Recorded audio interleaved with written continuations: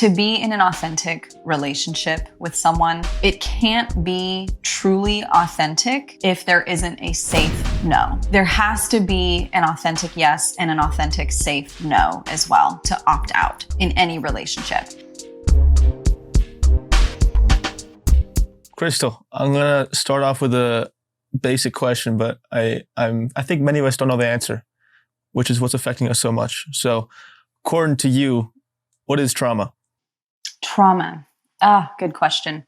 So lots of different definitions. The way that I use it in my practice is trauma is the way that the brain perceives something that has happened to it, which is usually something that's too much, too fast, too soon, or in the case of something like neglect, not enough. So emotional neglect can be a version of that as well. So trauma is the emotional reaction and the patterning and the interpretation that happens in the brain.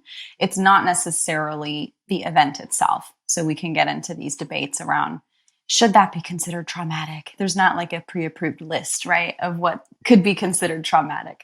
The way I like to really explain it to my clients is it's anything that's too much, too fast, too soon, or not enough, that it overwhelms your brain's coping capacities. And it causes us to chronically feel unsafe and repeat patterns because we're trying to deal with it. We're trying to process, we're trying to metabolize it. Mm-hmm.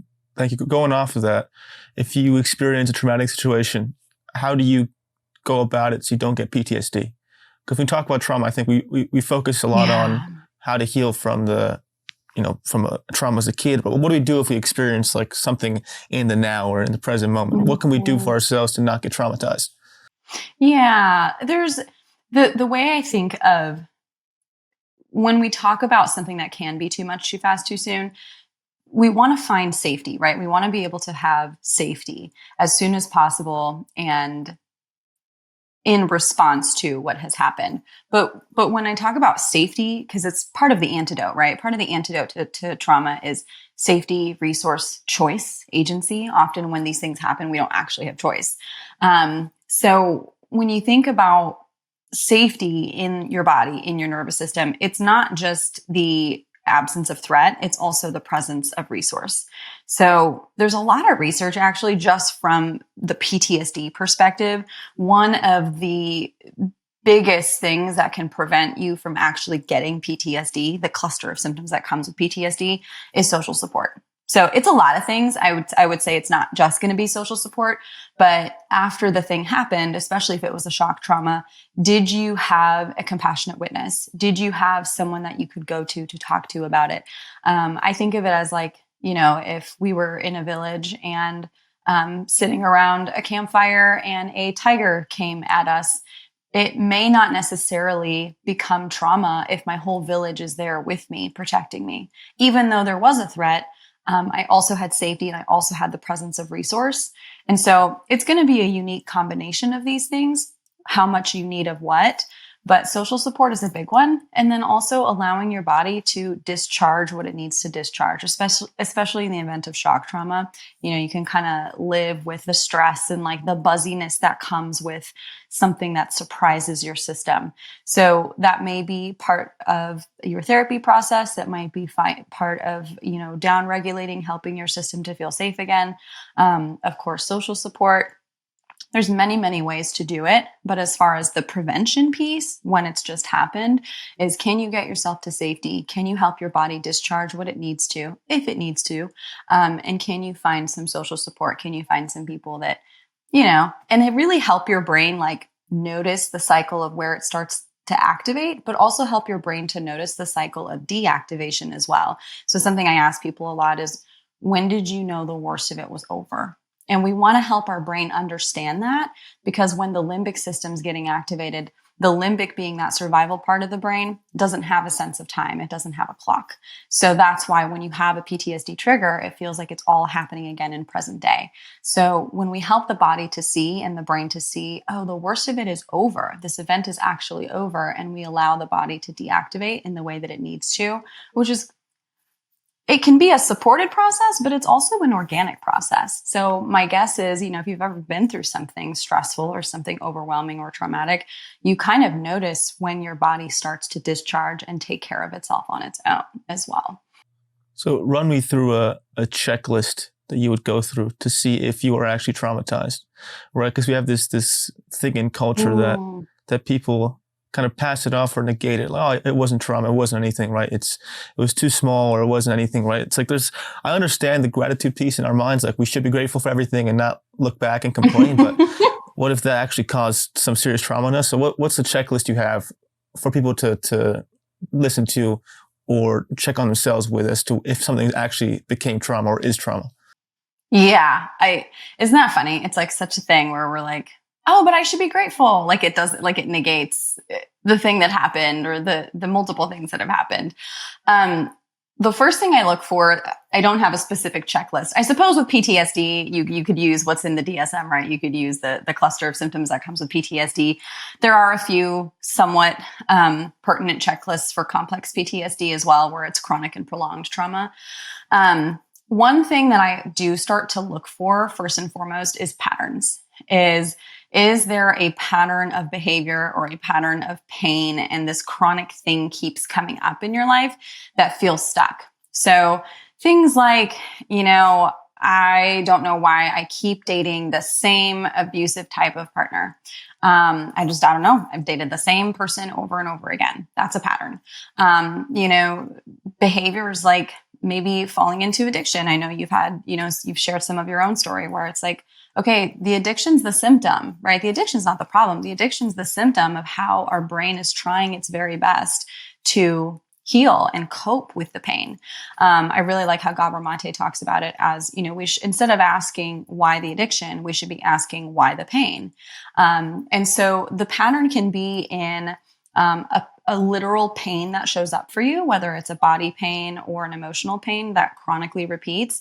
And it can also be the interesting thing about trauma is there's the pain of the event, and then there's what we call the adaptive survival strategy that we use to deal with the event. So that's where I think of things like addiction or compulsions or I keep doing this same thing over and over again, even though I know it's not healthy for me. So we not only now are dealing with the wound itself, right? Trauma is an injury, and I really do see it as that. It's an injury, which means it can heal. But if you think about like the example I like to use is like a physical injury. If I am walking along and I don't know, get into a car accident, a car runs into me, and I now have pieces of glass stuck in my arm. In theory, your arm could still heal because our body has these natural capacities to heal. But if there's still a piece of glass stuck in my arm, it's going to keep getting infected. It's going to be chronically inflamed. I might still be able to move it and use it, but it's not going to be functioning optimally. It's not going to feel as good as it could. So what we do with trauma work is hopefully, if we can find it, sometimes we don't get to find the exact piece of glass, the core wound, so to speak. Sometimes we do. Is we want to look at what's getting in the way of the arm doing what it organically wants to do, which is heal. You don't have to when you get a cut, you don't have to be like, okay, red blood cells, let me, it just does it. If you give it the appropriate conditions, your arm is going to heal. But often there's this sort of metaphorical glass stuck in there, right? And you're just like, what is this? Why is this not healing? And I keep, it keeps getting stuck and my range of motion is limited. And that's where we lose a lot of vitality. So we do things to adapt to it, right? We might be really tender with this area. We might avoid using it. And that's all fine and good, except that our life becomes a little narrower. This vitality becomes limited because we have this literal piece of glass stuck in our arm that we may or may not be aware of. So hopefully, we can not only look at the wound and see, oh, hey, there's this thing stuck in it. Let's get rid of the obstacle of healing. And also look at what are some of the adaptations that you've been doing to cope with this. And chances are, once we remove the glass, those strategies become easier to deal with, and they become maybe even unnecessary down the line. Yeah, my take on whether something's trauma is if objectively the situation in front of you is triggering you in a way that doesn't match it, right? So if I, get a text, if I text a significant other and they don't answer in an hour, and I'm just feel like I'm freaking out and overwhelmed, that doesn't match the objective reality, right? Or if someone Yes. does something minor to you, and the volume of your reaction gets so loud. That to me is an invitation to be like, okay, something's happening here. Something from my past is coming up, and that's been my gauge. Time traveling of going back. Okay, this is reminding me of in that moment, and when we're there in the past, I would try and because I have an intellectual person, so I'd go about in that moment just trying to think my way out of it, to get super pensive and analytical as to what's going on, and then that was a trauma response. I'd love for you to go into that now of how a lot of people use their intellect to analyze their pain, how that's a trauma response. Such a good point. Yeah, I love how you point that out. One, that it feels like the reaction is bigger. It's just not merited, right? Like, and we can feel ourselves time traveling. I'm either worrying about the future or I'm stuck in the past. And I feel like, oh my gosh, I'm 5 years old and I'm being abandoned again. The intellectualizing piece, man, that I resonate so hard with that, because it's still something I go to. Like, it's still something. The beauty of somatic work, which is some of the work that I do now, is it's still therapy. There's still talking in it. There's thoughts are included. But we also include the body in the conversation. And I think intellectualizing, on the one hand, there's nothing wrong with it, right? I mean, I think if you're a curious person, my guess is, like, if you wanted to learn about what was going on within you, being able to read and listen to podcasts and watch videos was helpful. Like, I know for me, I literally changed my entire life to become a therapist because I was already reading these personal growth books for fun. So it really fed that part of my brain and helped me to kind of start learning and moving in the direction that I wanted to go. And the flip side of that is, when we talk about somatic work and healing trauma in the body, we're talking more about this felt sense. So I hear people say all the time, like, I know I'm valuable. I know I'm worthy. I know I'm lovable. I know I'm a good person, but I just don't feel like it. I don't feel confident. I don't feel worthy or valuable. And that's sort of the felt sense that we're talking about, where we have to take a look and we have to include the body in the conversation, because intellectualizing only gets you so far. And it's sometimes even a way to stay out of the body, right? It's another way of keeping kind of what might feel like a safer distance.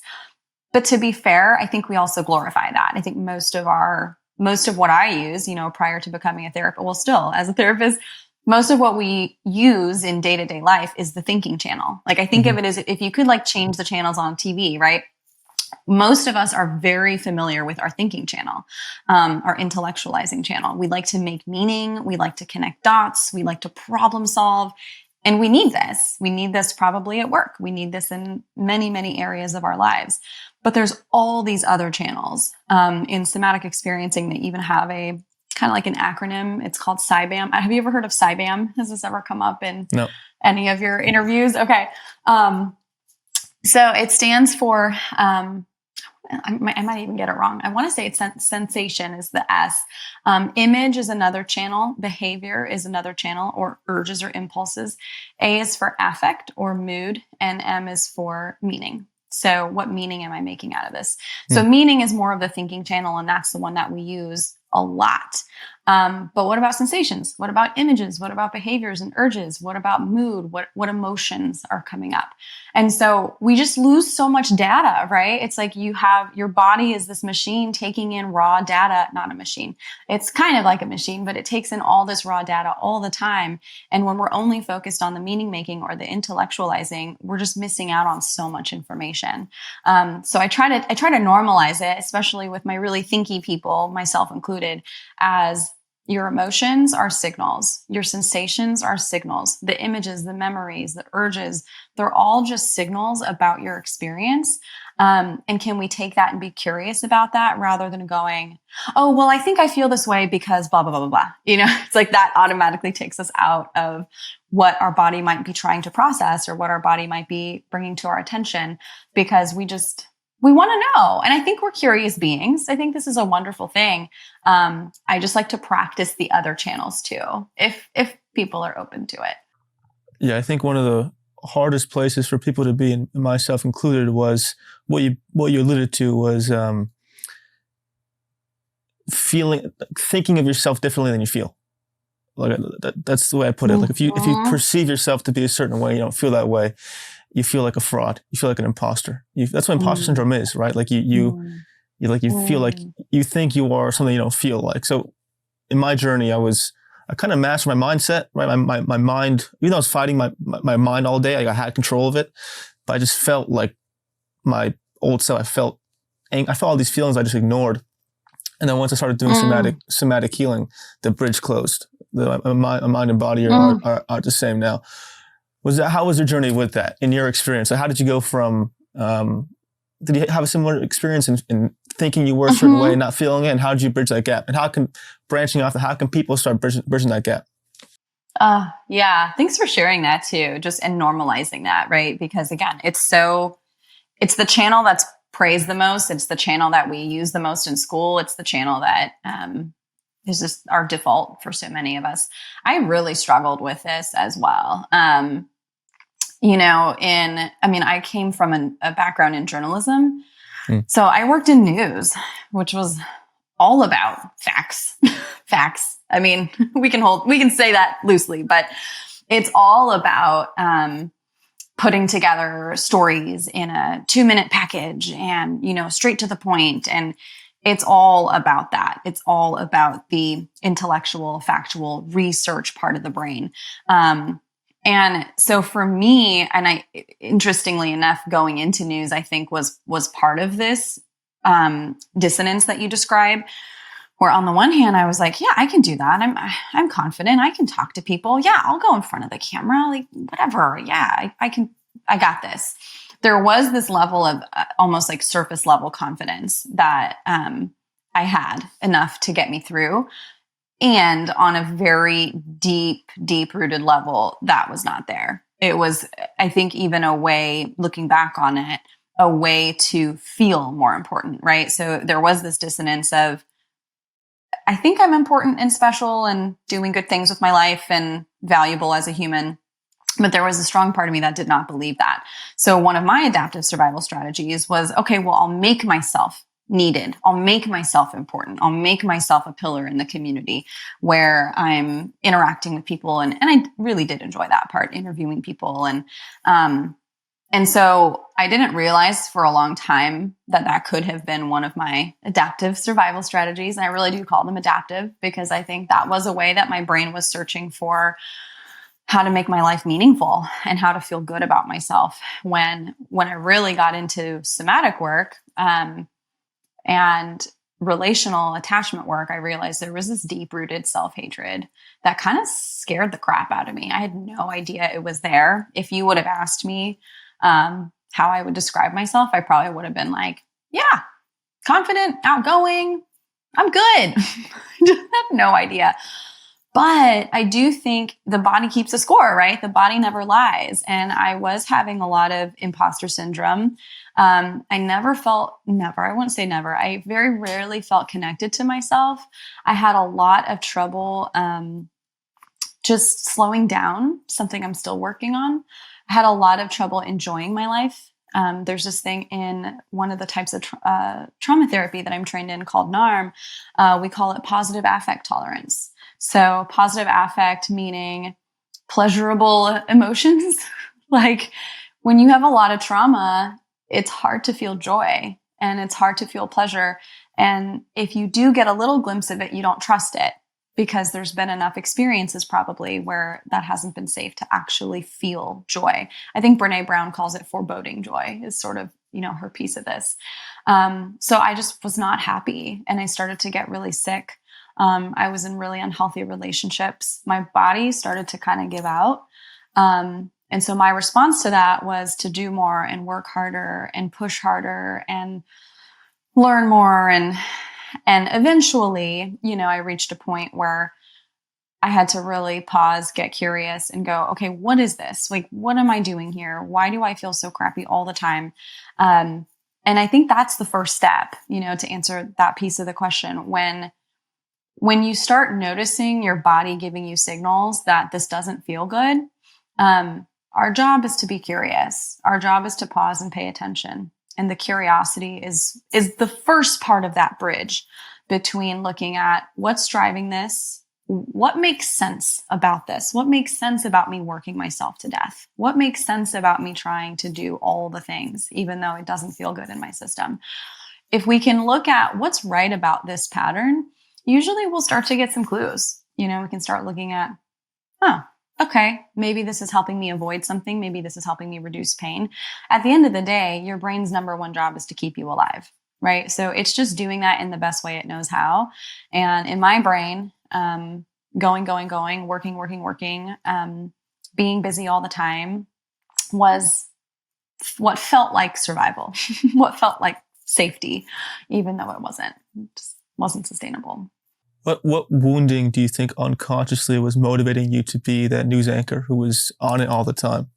Right? Because I'm assuming the motivation you have now to do what you do, to be a healer, to be a therapist, must come from a different place or the same place. I'm just curious as to how that's changed. Like what used to motivate you to do what you do? How has it shifted to where you're at now? Yeah. So there's a lot of pieces to that I think I'm still uncovering. But on a most basic level, I really think of the way that I came into the world. So I was the product of an affair and was really not supposed to be here. I was in an accident. And really, I wasn't wanted, at least on some people's sides, not on my biological father's side. And so I do think that coming into the world and I was born in Egypt as well. So there was in the 80s, there was a lot going on, a lot of uprisings, a lot of unrest. So I believe personally that it's been a combination of generational trauma. I'm Indonesian American, and there's a long lineage of trauma on my mom's side, and probably my bio dad's. I'm not sure though. And so I do believe coming into the world, I can imagine my mom feeling a lot of shame carrying me. And even though she chose to keep me, obviously. So I do think I came into the world with a lot of shame already attached to my existence. I had this really heavy existential shame that I had no idea existed. I thought I was just fine for the longest time. But eventually I found out and everything clicked. And at the time, I was 19. I didn't really do much with it. I was like, well, that sucks. But I guess I'm lucky. I should be grateful. I still got a family. I still got to go to college. And, I did have a lot of wonderful resources. It didn't really make sense until I started to see it in my adult relationships. And then I kind of was like, oh, okay. I don't know how to be in healthy partnerships. I don't know what that looks like. I don't know what that feels like. I didn't have a lot of information and role modeling around that growing up. And I was abandoned by my bio dad. So I believe that coming into the world, there was just already so much that felt it was working against me. And so my sort of version of this, I believe on some level turned into, okay, well, if I'm not going to be wanted, then I'm going to make myself needed. And so I became a giver, a caretaker, overdoer, overachiever, perfectionist. If I can just be good enough and perfect enough, then I'll be okay. And this did not come to me until way, way, way later in life. But I think that was learning that, finding that out, talking to my mom about it and starting to uncover my birth story and what was going on as I came into the world.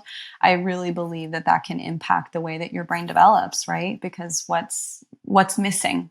What's missing when you come into the world under those types of circumstances? And I believe that can cause trauma, right? It's not just too much, too fast, too soon. It's also not enough.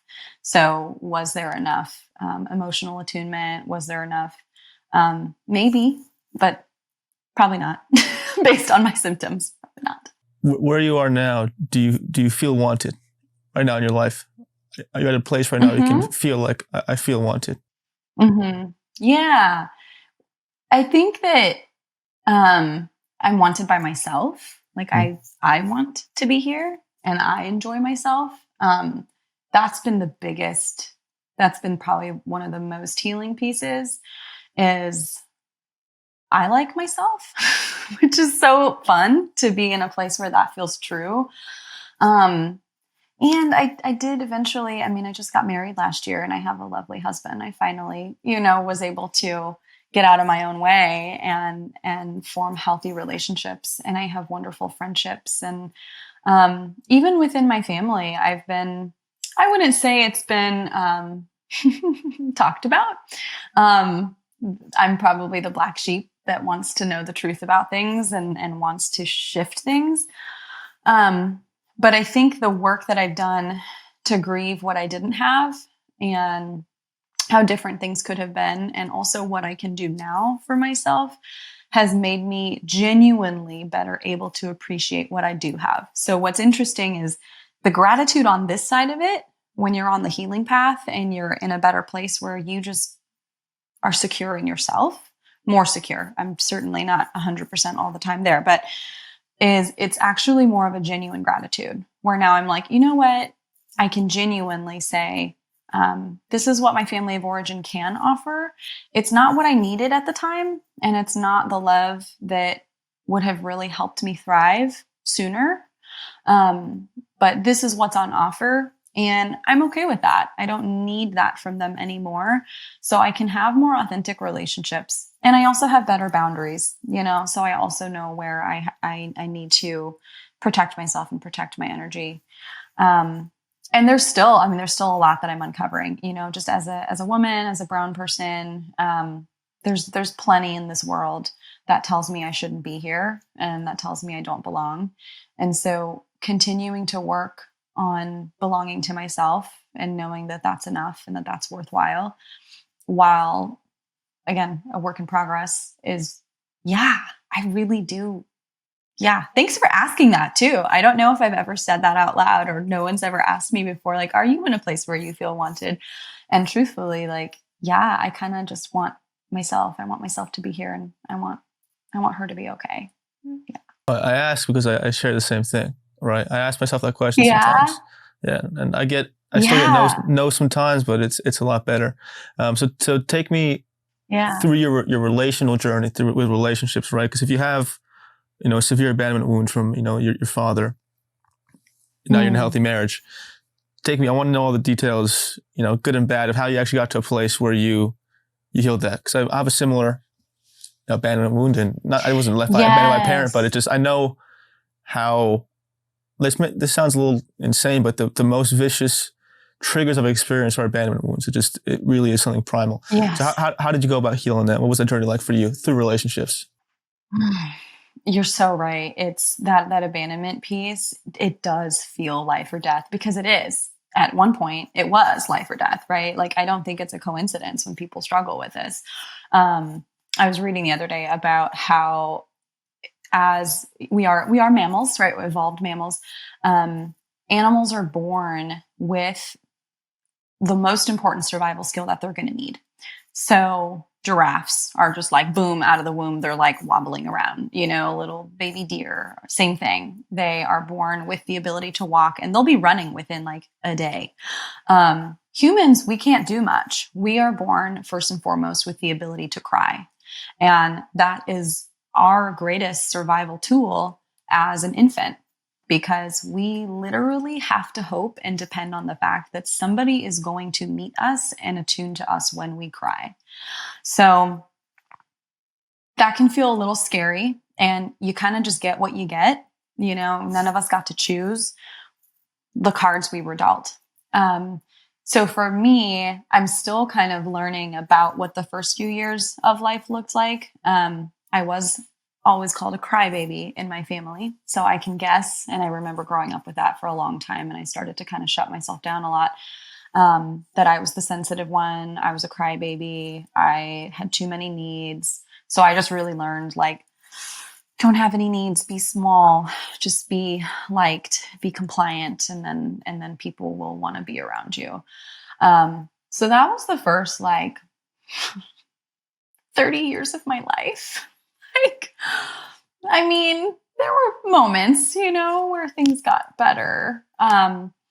But it was, and it worked well for news, right? Because news, and I hosted a morning show. So it was a talk show, and your whole thing is to be likable. It's like just be smiley and surface level enough that people like you.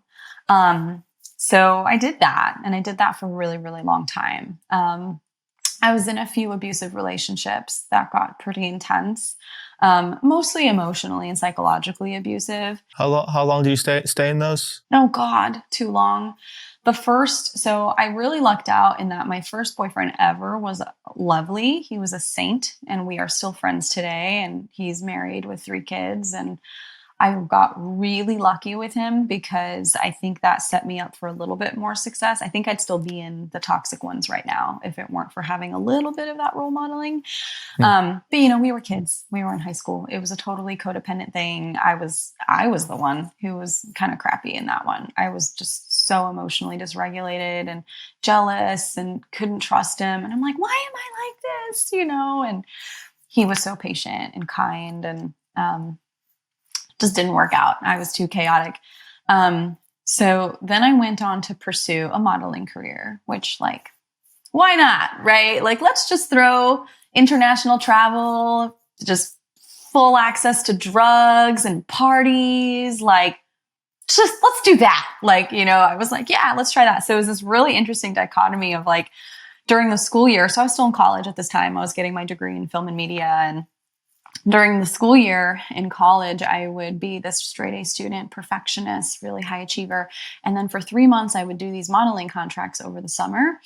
And I would just toss all of that to the wind. I was still doing school. I wasn't flunking out, but I was just partying and meeting new people and trying to navigate what I thought relationships and dating feel like. But of course, I never went anywhere because these were I'd be living in Hong Kong for 3 months, and what am I going to do there? Am I going to meet my husband there for a 3-month modeling contract? No. So I ended up, to answer your question, sorry, I'm just now realizing you asked me how long. I ended up in, the first one was 3 years, over 3 years. That was I guess that was the second one. The first one was about a year. Then the second one was 3 years. And then the last one that I was in, where there was more of the, I would say, escalatory abuse, where it was starting to become physical, that one lasted a year and a half. So I had a good chunk. And in between, there were sort of these I don't know, just meh relationships that weren't terrible and they weren't dangerous, but I was still doing the playing it small thing. So years and years. What do you think in you led to the toleration? Is a tricky word, but what led you to be in that for so long? Yeah. What was what were the mechanisms you just tolerated that kind of and not just running away?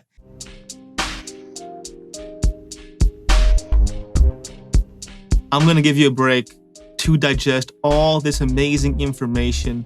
And in this break, please comment, like, and subscribe. Thank you.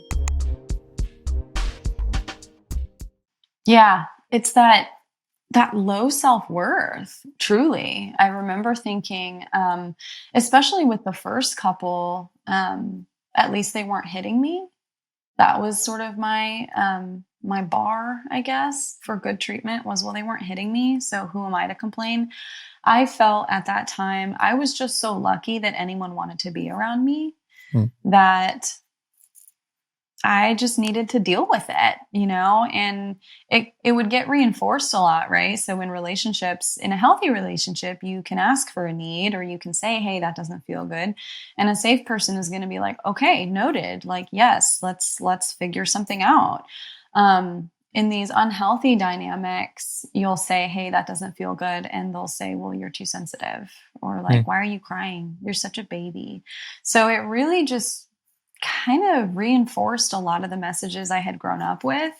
And so then I started to believe, well, then I just need to have fewer needs. This is a me problem, right? That I'm the one with trust issues. So I really think when you don't like yourself, you just put up with a lot. you're just like, well, I guess this is better than, it's like crumbs. It's like you'll accept crumbs because that's what feels like that's what's on offer and that's what you deserve in a way. But again, what's weird is on a cognitive level, if you would have told me this at that time, I wouldn't have bought it. I would have been like, I know I deserve better, but then I would stay in the relationship for 3 more years. So it was like, what is happening? And it took a while. It took a while for me to start reading, start learning about attachment, going to therapy, listening to my body. I mean, my body actually started screaming at me, so I kind of had to. That's when I started to go, oh, maybe I don't like myself. Like maybe that's why these relationships feel like home, is because at home, this is what I needed to do to be okay, to be safe enough. Have you forgiven yourself and lost the shame about those relationships? Yeah.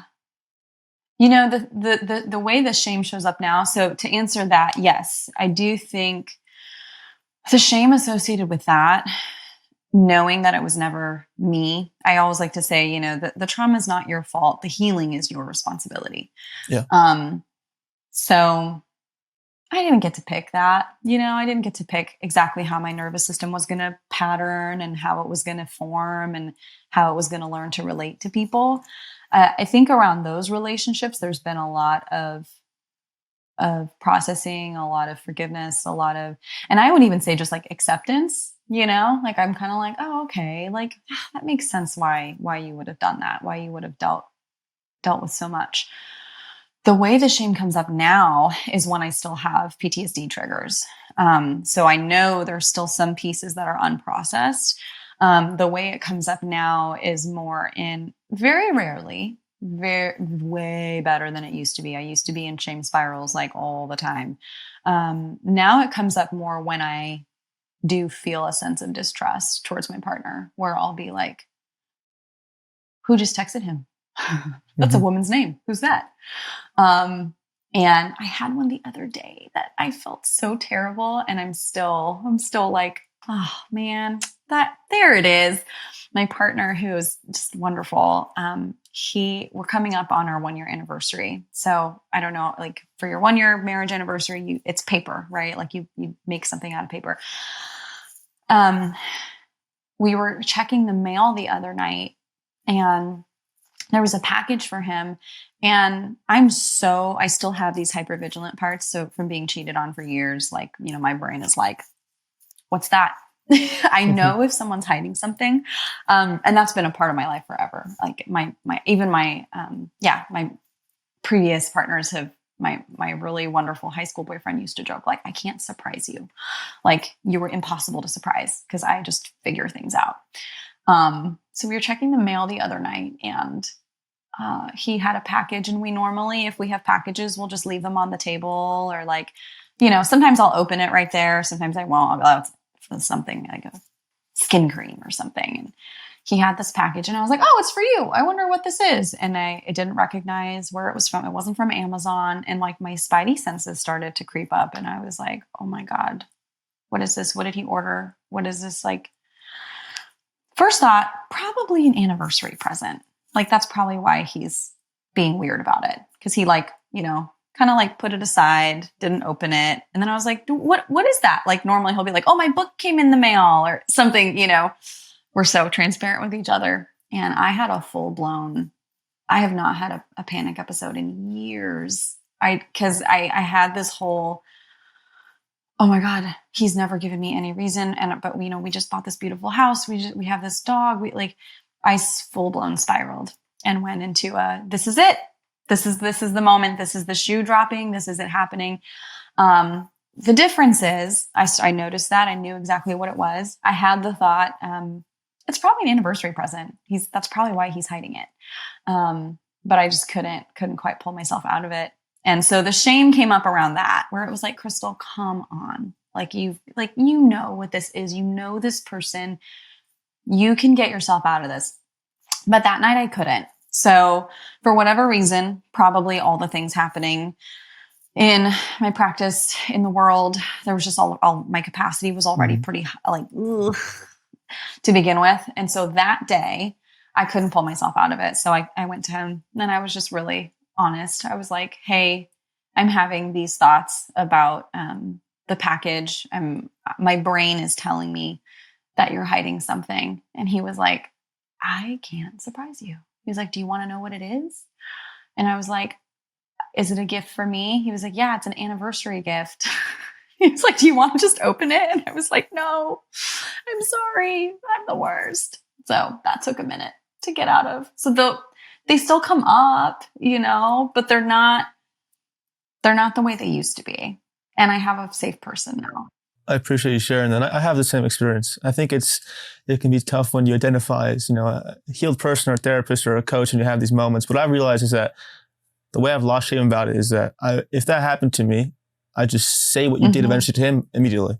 I would not label him like a jealous way or like, what the fuck? I'd be like, I'm having this feeling like, I'm sorry to be annoying, but this just reminds me of this time. Very nonchalantly, can you just reassure me real quick? It works. And I had an ex-partner of mine had the same thing. And I'd immediately, no judgment, be like, yeah, no problem. Here's the reassuring. And I think that's such a normal thing that we shame ourselves into not wanting to do, right? Like if we have, if we grew up in a war zone or had emotional deep issues our whole life, that of course we're going to react that way. And if we do it in a charming, blaming way, it's pretty easy for someone to deal with. And if you're with someone who can't do that and shames you for that and gets hard on you for that, they're not the right person. So, maybe it's time to just call it out fast and get that reassurance. It happens to me all the time. Yeah, it's such a skill to be able to name that and to be able to express it tactfully in, like you said, like a non-blaming way, right? Like, and again, if you have a safe person, and my partner knows my history and he knows these things, I've had to ask him for reassurance before. Like it's all good, And so that was something that lasted a few minutes versus hours or days. That was something that once I saw that, okay, whoa, my skills are not helping me. My mind is starting to spiral. I need to just go address this now. And it's so much easier. It's so nice. And it reaffirms the safety, hopefully, if you're getting that. Do you ever find it hard to tolerate peace in a relationship? Because I've had the experience where like I'll see myself in the past falling out of love the more peaceful it gets. And that sounds crazy, but it's an experience for people who are used to drama all the time. And then when some issue would occur, like my ex-partner or someone I was with would, cause some drama or be annoying in some way or dramatic, I would then feel into it again. So have you dealt with that experience, like being able to tolerate peace gracefully without needing drama and issues to feel loved?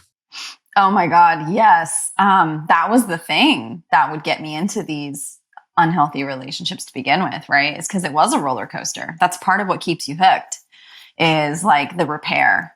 I use repair in quotes because it usually was not an actual repair. It was just like, oh, we're less dramatic now. Like we're on a plateau. So I've come a long way with that piece, thankfully. I don't think I would have gotten married if I didn't feel really solid in that piece. It took, unfortunately, a few of these really terrible relationships for my system to crave peace. I actually got to a point where I wanted to be alone. I think Emma Watson called it self-partnered. And she used that phrase and I was like, that's it. That's going to be me. It's going to be great. I'm going to have dogs and I'm going to have friends and I'll have a village. So after my last really toxic one, I just was like, I really like myself. And if this is what it takes for me to feel peace, then that's what I'm going to do. So then of course I met my husband. and then I had a little, because he is so safe. My system actually didn't tolerate that well. So I had to work very hard in my therapy, in my self-regulation skills, self-soothing skills, reality testing, somatic work, EMDR, to stay level and to be able to tolerate the safety and not see. So sometimes with these really rough abandonment attachment wounds, there can be a sense of like, this is boring. And so we need to be able to see, is it boring or is it peaceful? And also there's not that there's anything wrong with boring. Like I actually really like boring. But it took a while for my system to start calibrating that this is what a relationship could be, and that it could just be peaceful and wonderful. And we've never had, I mean, we'll see, but we've never had a fight. We've had conflict. We've had healthy conflict. We've had disagreements. We've had conversations, and we've had brutal, honesty with each other. But we've never had a fight. We've never gotten aggressive with each other. We've never done that. So that's been an interesting piece. How do you not turn a triggering conversation to a fight? That's a delicate art. How do you do that? It is. So in somatic experiencing, we have this phrase or kind of a category of nervous system activation. It's called global high intensity activation. And this is a nervous system that is primed for needing chaos to feel okay, needing chaos, needing intensity, it's a system that is already ready. And so I highly resonated with this. My system is almost always braced for something. This is the piece I'm still working through. So one, being able to notice that, seeing if you resonate with that, right? When I see global high in my clients, it's often like type A personalities. I'm just high strung. I'm just always anxious. High achievers, people in repeated relationships that are up and down and up and down, lots of dysregulation. I mean, lots of activation and lots of ups and downs, really high highs, really low lows. So global, just meaning the whole body, the whole system is lit up like a Christmas tree. The nervous system's just ready. It's ready for whatever the next threat is going to be.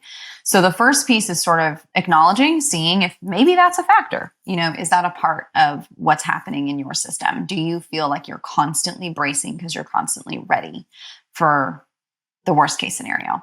And if that resonates, which with trauma, it often has very good reason to be there.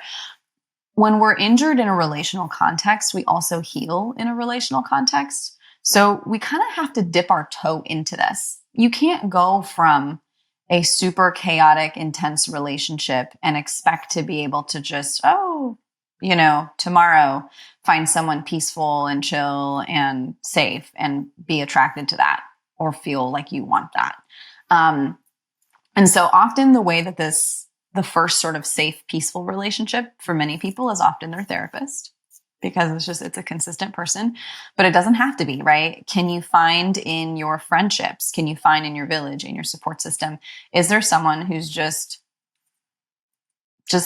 regulating, someone who, when you're around them, you feel calmer or more regulated or more uplifted?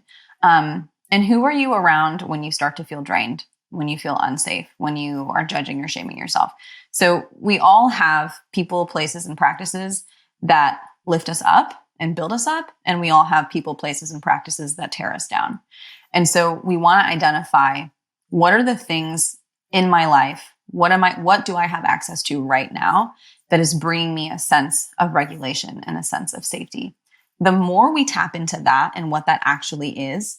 So when I stepped away from news and when I stepped away from some of these relationships that I was in, I actually found, like, you can kind of go back to childhood, right? Like, what did little Crystle like doing?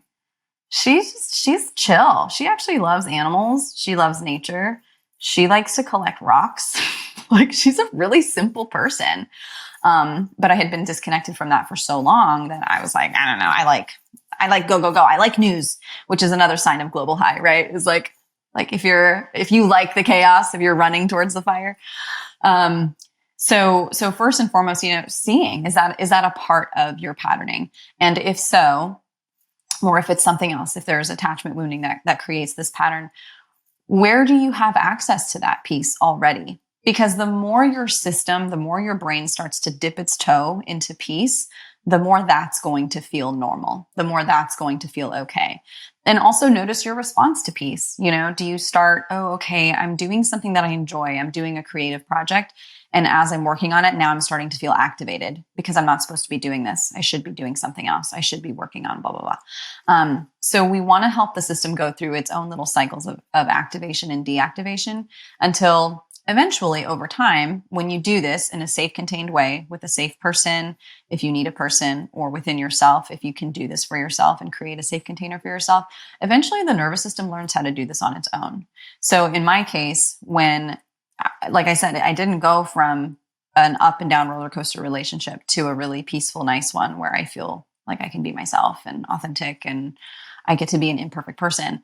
I had to learn first in my friendships, what is a safe relationship? What does it even feel like?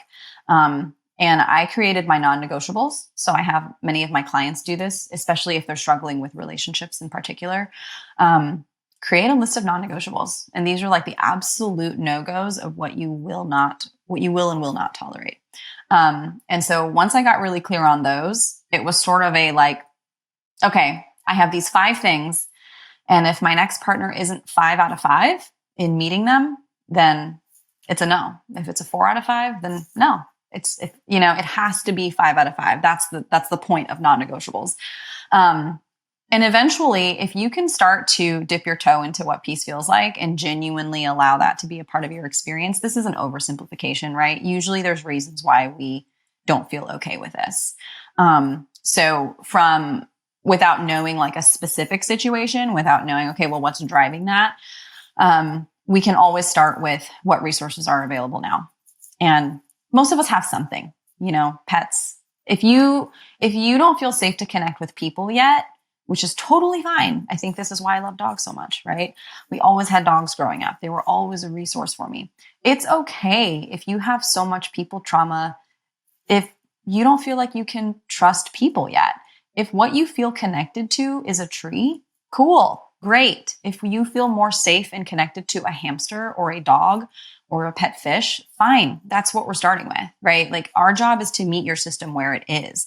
It's not to try to plunge you into deep, authentic partnership before your system's ready for it, because then it's just going to pendulate back and you're going to have some backlash anyway, right? Your system's going to resist it and it's going to go, nope, get me out of here. So yeah, did that kind of answer your question? I'm trying to think of where I started with that. got a little bit drawn out. I'm curious. Do you identify as an empath? I do. Yes. Empath, highly sensitive person. Why I ask that is that I think it's a common experience that many empaths don't know how to set boundaries at all. I'm curious as to if you agree, and if you do, why is that the case? Mm-hmm. Yeah. If you identify as an empath, it can almost feel like there's too much coming in all at once, and there's not enough boundary, not enough protection between you and the outside world and the data and the information and the stimulus from the outside world. I think when we're raised in environments where boundaries aren't normalized and even encouraged and celebrated, we just learn to not have them. So if the safest way to exist in whatever system you were born into is to not have boundaries, to maybe it's overgive or do too much or try to be everything for everyone. If that's the way that you get love, or if that's the way that you get attunement or some of your needs met in some way, then that's what you're going to do. In some of my trainings and some of the therapy that I do, we talk about this concept of unmanaged empathy. And thinking of there's empathy with boundaries, that is the distance at which I can love you and I can love me too. And then there's unmanaged empathy that kind of goes rogue and can even be a form of self-harm. It can be a form of self-betrayal and self-destruction, where we just martyr ourselves for something that doesn't actually help us, but it might feel safer or more regulating or stabilizing or familiar in that moment. But long-term, you lose yourself, right? I mean, long-term without boundaries, if you don't know what's me and what's not me, long-term, you start to disconnect from yourself, which is, again, a survival strategy, just not one that feels good. So what I'm hearing you say, my own interpretation, is that if you struggle so severely to feel safe, which is most empaths are so sensitive, they'll run to and cling on to whatever makes them feel safe, even if it's not the healthiest way to do it. So extending off that, if they depend on someone to make them feel safe, then they'll forgive that person for doing many things that infringe on their boundaries, right? Because they need that person to feel grounded. So they'll forgive them for doing shitty things. How do they move away from that? Is it as simple as it taking responsibility for making yourself feel safe and not projecting that outwards? Like how do you go about that? How can you feel strong enough to put boundaries on people that you depend on to feel safe, right? It's such a hard thing to do, to tell somebody you deeply love you depend on, hey, I don't like when you do this, or hey, I'd appreciate it if you wouldn't do this around me, or hey, when you do this, I can't be around you. How can we feel brave enough to do something like that? Yeah. It's such an interesting thing to move from codependence to interdependence, right? So codependence being more of that enmeshed, I need you for my regulation, I need you for this, versus interdependence. I'm a separate human, you're a separate human. We also have this relationship as well that we both contribute to and we take responsibility for.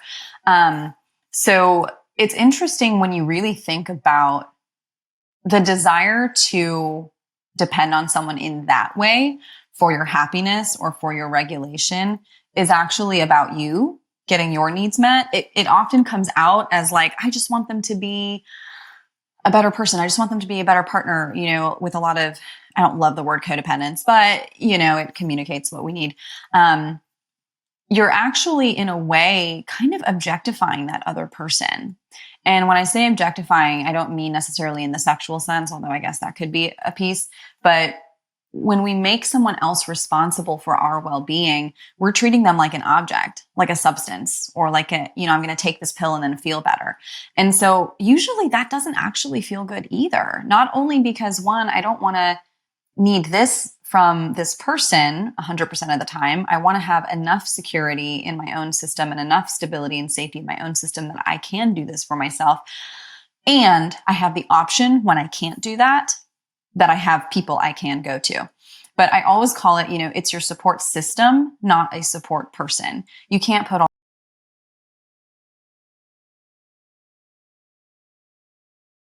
relationship. And so being able to develop a secure attachment with yourself. So what is a self?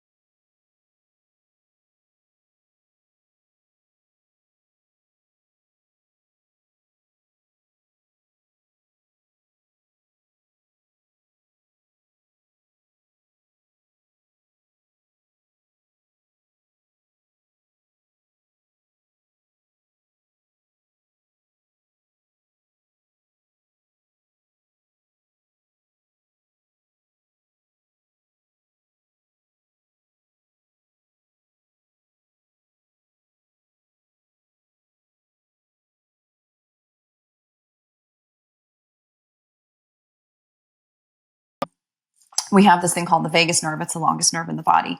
And the ventral vagus part of this system is what we call safe and social.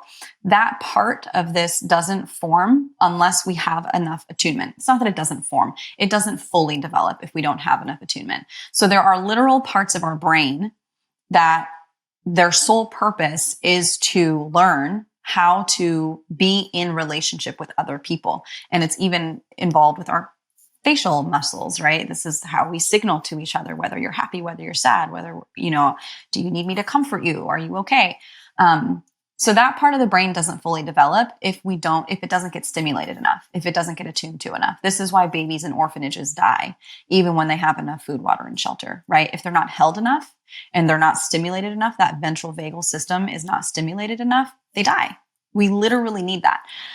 So if you had that growing up and you had enough of that, you're probably already going to have that secure attachment within yourself. You're going to know that it's okay because, and it won't be your mom anymore, right? But as you grow into an adult, it'll be yourself. I don't need to keep looking back at my mom.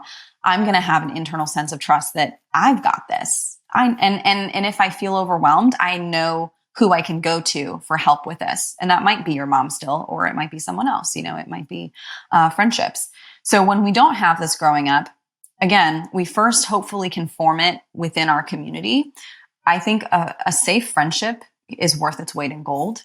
I know when I was coming out of some of my stuff, even a friend or an acquaintance showing me empathy had such an impact on me because I had so little in my relationships that even someone saying, "Oh my God, Crystle, that sounds so awful and that sounds so hard," would bring me to tears because somebody was just validating my experience. And so when you start to tap into that felt sense of, oh, this is what it's like to be seen and to be heard, we can start doing that for ourselves. So one of the ways I like to do this is with inner child work or reparenting work, and really looking at, I'll have clients even bring in like a photo of themselves at like 3 years old, and we'll just connect with her. So I have little C. And what do you like about her? What is she like? And we just connect with how wonderful and sweet she is. And the thing I tell people when they're really struggling to connect with that part, because sometimes people will bring their baby pictures in and they'll be like, "I hate this kid." And it's just like, it guts me, right? When they're like, "I have no compassion. He sucks." Is especially if they're a parent. Sometimes this is easier to access if you're a parent. Can you imagine going to a hospital birthing unit where there's all the little newborns, right, in the room, and they're all bundled up and they're all laying there and sleeping and whatever, and you're looking at these babies? Can you imagine as an adult pointing to one of them and going, that one's not worthy. That one doesn't deserve to be here. That one sucks. And I would imagine most people would say, no, I cannot imagine this child not deserving all the love and all the care in the world. So if we can start to develop, you were a baby at one point, right? Like we all were. That was you at one point. If we can start to develop a compassionate relationship with our younger selves, sometimes that can be an opening, but everyone's system is different. Sometimes even starting to feel the worthiness through a safe friendship, a safe therapeutic relationship, starting to feel that safety in any kind of relationship can be what moves us from feeling ungrounded and insecure and all over the place and unworthy to starting to be able to go, no, actually, I'm a kind of a good person. And I think somebody could really appreciate that. So again, it's some of it can be in present day, the social support. Also, I really like to do some of the inner reparenting work, somatic work as well, if there is a specific trauma or traumas keeping it stuck. So sometimes we need to process those too. It's a delicate line. What's the line between making it your problem, your responsibility to create safety in yourself, and then going out for someone to give it to you or help you create it? What's that line? Like when should you be like, hey, you know what? I'm going to do it for myself, or hey, you know what? I'm going to ask my friend to do it. What's that line of like overusing or needing our friend to make us feel safe? And when is it actually useful? Like how do we dance that line? It's a hard one in my experience. I've gone from hyperdependence to hyper-independence. And now which means I used to only be able to feel safe if I was with my friends or telling my issues to them. And then I could only feel safe by being fully pulled back and not talking to anyone. And now I'm finding some middle ground. I'm trying to figure out what the answer is to that. So what is your answer to that? How do you develop a cool, safe line in that duality? Mm-hmm. Yeah, that's such a great question. And again, another skill. I think to be in an authentic relationship with someone, it can't be truly authentic if there isn't a safe no. There has to be an authentic yes and an authentic safe no as well to opt out in any relationship. So otherwise, what we're working with is forcing and compliance, and that's not agency, that's not choice. So every system is different. I know some couples, especially in romantic partnerships, right? I think this is where this gets the most triggering and complicated. But even in friendships, I think at the heart of the matter is consent and choice and agency. If you can ask someone, hey, I'm spiraling right now. Do you have some time to chat on the phone? And you can text that to a friend or to your partner, and they're actually able to take time to sit with that and go, oh my God, yes, totally. Let me call you on my lunch break. Or yes, call me right now. I'm running some errands, so I might be a little distracted, but if that's okay with you and you want to call and vent, go for it. So I'm a big fan of asking for permission. And one, that protects me, because I also think if someone just answers and they're always available, and then they might be half distracted, and that's not actually going to be regulating for me. But if somebody tells me, yes, I am available and here's what's going on, or here's what I can be available to and here's what I can't be available to, then I know, my system knows, oh, okay, she only has about 20 minutes. She's running to the grocery store and then she has to pick up her kids from school. Totally fine. And if I can then tune into my system and go, yeah, that would be helpful. Cool. I also get, yes, cool. Let's chat.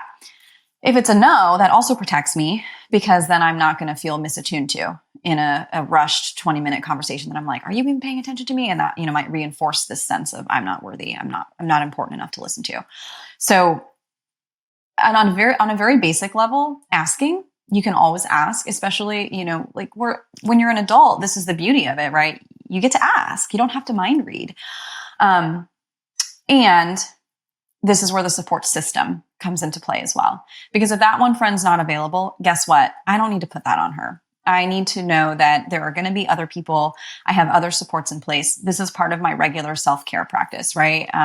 Whether that looks like therapy, whether that looks like, okay, having someone that I know once a week or every other week I'm going to be talking to about this, building on friendships, investing in friendships, and in my partnership, also talking to my partner about what's okay and what's not and what I need. Sometimes, I think there's a learning as well around being able to say, hey, this is what I'm going through. Do you have some time to talk? I just need someone to listen. And 99% of the time, if they're available and that's a yes, and they also know, because there's enough safety in that relationship, that they can say no, you're not going to weaponize it. You're not going to punish them for not being available. It's a skill set, and it's certainly a practice. Yeah. Where my mind goes to, where I've come to, is that it's a line between needing to be seen and needing to be fixed. That if you depend on someone to give you answers or to solve whatever you're going through, that it's a dependence. You're basically outsourcing your own intuition, your own ability to guide yourself. Most of us want to be seen, right? We think we want to be fixed. We just want to be seen, right? We think that I need to ask this person for the answer, what I do, all this stuff. But in reality, we just want to speak vulnerably about what we feel, and then have someone be like, hey, you know what? I feel you. I'm with you. I can empathize with you. That's all we need. I think that's the line, right? For me, is when I go to someone needing fixing, that's probably coming from wounding. When I go to someone just wanting to be witnessed as me vulnerably, that's just humanness. Does that line make sense to you? Is that like a fair assertion? That's such love how you put that. Seen versus fixed, right? Because you're not broken. None of us are broken. Our brains don't need fixing, right? We need healing. We need compassion. We need community care. None of us are broken. But like you said, right? When you come from the place of needing to be fixed, it can feel really disempowering. And there is no answer. No one's going to fix that for you. No one's going to heal that for you. But when you know what you need is to be seen in a safe, compassionate way, that's most of the time, I see you, I hear you, that makes sense. There's a reason. It sounds silly and simplified, but when we look at even the therapy process, the research is pretty clear. While the modalities that you use, the trainings, the expertise is extremely important, one of the most important factors above all of that is actually the quality of the therapeutic relationship, because that safe relationship can start to heal all of those wounds, right? When you're just seen with that unconditional positive regard as a worthwhile human. Well, I just want to thank you for sharing everything, especially for your vulnerability. It's one thing to teach and to understand things, but then to help us learn through your experience. That's the beauty of it, I think. That's why I do this, right? I think we don't like to be told how to do things a lot, but we like to be on the journey with someone who's healing themselves. So thank you for giving insight into that journey, and just seeing the work you've done is amazing. Where can people find you or work with you if they want to? So my website is clwellnesskc.com. So those are for my, if you want to work with me in a therapeutic context, Kansas and Missouri residents. But I'm also starting to offer more workshops because I'm finding that, I get full and busy and I want to offer more options. So you can also find that on my website, clwellnesskc.com. And then I'm on Instagram. So feel free to follow me on Instagram. My name is spelled a little funny, CrystleLampitt. And yeah, I'm trying to be a little more active. I feel like, Lucas, you're on it. You're a way more regular poster, and I'm that comes from trauma in me. So it may not be great.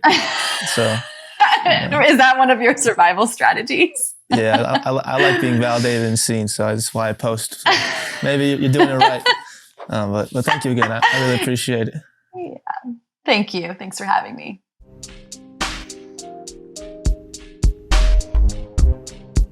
I hope you enjoyed that video. If you want to watch more content, please click this video right here and don't forget to subscribe right here. Thank you.